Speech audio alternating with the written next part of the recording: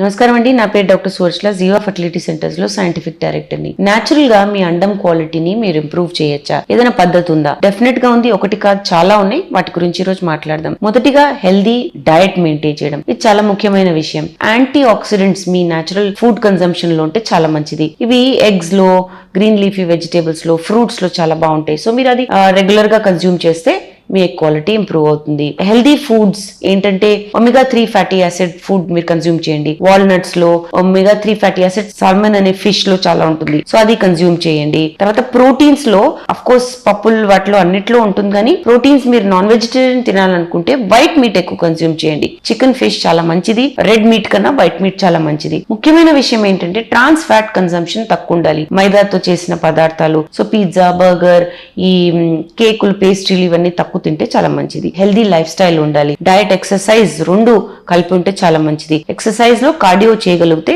Half an hour నుంచి ఒక 1 hour everyday చాలా మంచిది.